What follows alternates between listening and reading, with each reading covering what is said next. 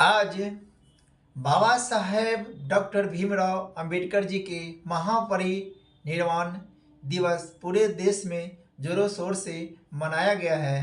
आइए हम लोग बाबा साहेब भीमराव अंबेडकर जी के बारे में थोड़ी सी जानने की कोशिश करते हैं। क्या बाबा साहेब भीमराव अंबेडकर जी हमारे समाज और देश और हमारे संविधान में किस तरह की योगदान दिया है और क्यों संविधान निर्माता कहे जाते हैं। इतना ही नहीं, उन्हें समाज के लिए जो नीचे पायदान पर बैठे व्यक्तियों के लिए समानता का वकालत किया, वही बंधुता और स्वतंत्रता और राजनीति भागीदारी की भी बात किए हैं। इसीलिए बाबा साहेब भीमराव अंबेडकर जी बल्कि संविधान निर्माता नहीं बल्कि मानवता की वकालत किए हैं, जो महामानव के रूप में जाने जाते हैं बाबा साहेब भीमराव अंबेडकर जी। बाबा साहेब भीमराव अंबेडकर जी का जन्म 16 अप्रैल 1991 ईस्वी में हुआ था। वो अपने माता पिता के 14 संतानों में से एक थे, इसीलिए उन्हें 14 रत्न अपने आप को कहे थे। बाबा साहेब भीमराव अंबेडकर जी अपने जीवन शुरुआती अवस्था से लेकर अंतिम अवस्था तक समाज के लिए ही संघर्षरत रहे और समय समय पर अपने समाज और देश के आगे बढ़ाने के लिए अपने अहम भूमिका निभाए। आए हम लोग जानने की कोशिश करते हैं।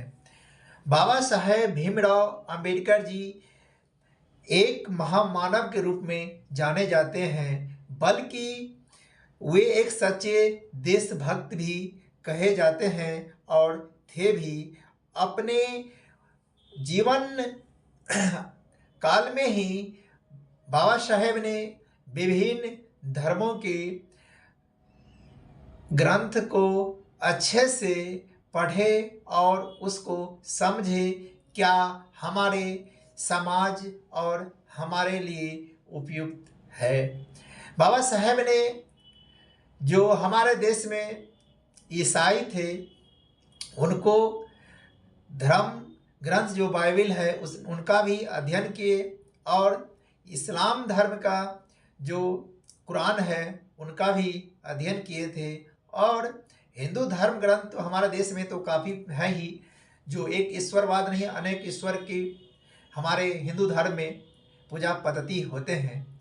और उतना ही नहीं, बाबा साहेब ने सिख धर्म को जो गुरु ग्रंथ होते हैं उनका भी अध्ययन किए और सभी धर्म को अच्छे से अध्ययन किए, बारीकी से अध्ययन किए, गहन अध्ययन किए और समझने की कोशिश किया कि किसमें समानता की बात कही गई है।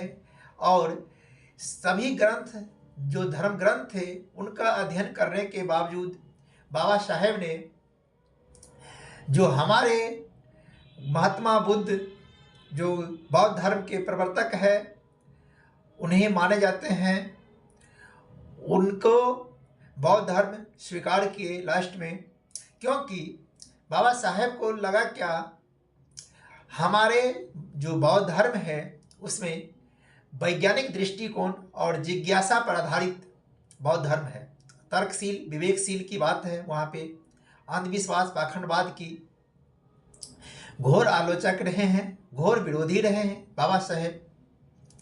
इसीलिए बाबा साहेब ने अपना अंतिम अवस्था में बौद्ध धर्म स्वीकार किए। आइए हम लोग चर्चा करते हैं।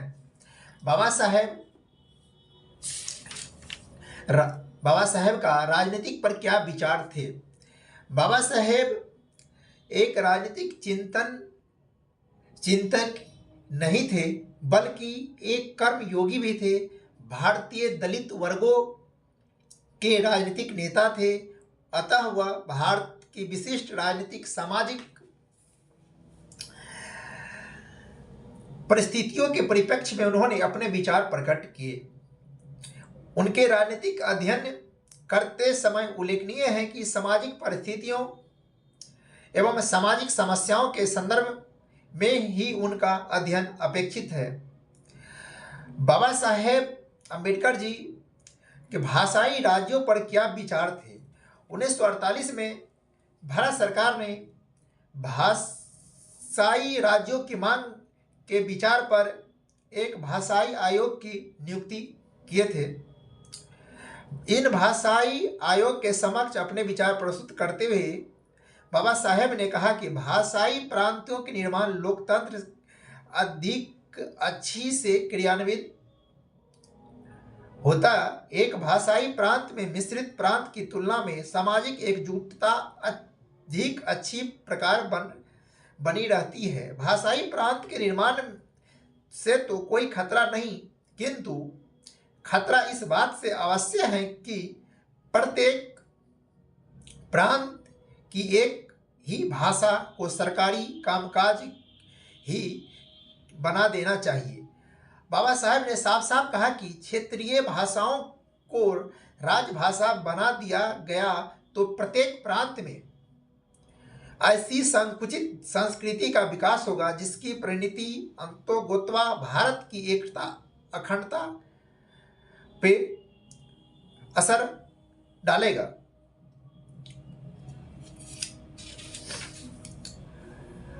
बाबा साहेब का जनतंत्र पर क्या विचार थे? अंबेडकर जी के डेमोक्रेसी यानी लोकतंत्र पर क्या कहना था? बाबा साहेब ने लोकतंत्र के संबंध में विभिन्न भाषाओं का विश्लेषण करते हुए एक नई परिभाषा प्रस्तुत किया, जहां बेजहॉट लोकतंत्र को विचार विमर्श का शासन कहा तथा अब्राहम लिंकन का जनता द्वारा जनता के लिए शासन कहते। वहां बाबा साहेब के अनुसार लोकतंत्र शासन का एक ऐसा रूप पद्धति है जिसमें बिना रक्त बहाए क्रांतिकारी सामाजिक आर्थिक परिवर्तन का मार्ग प्रशस्त होता है। बाबा साहेब ने संसदीय शासन प्रणाली को बहुत प्रशंसक थे। उनके अनुसार संसदीय प्रणाली के 3 गुण, इसमें वंशानुगत शासन नहीं होता। दूसरा, इनमें कोई व्यक्ति सत्ता का प्रतीक नहीं होता। तीसरा, निर्वाचित प्रतिनिधियों में जनता का विश्वास होनी चाहिए।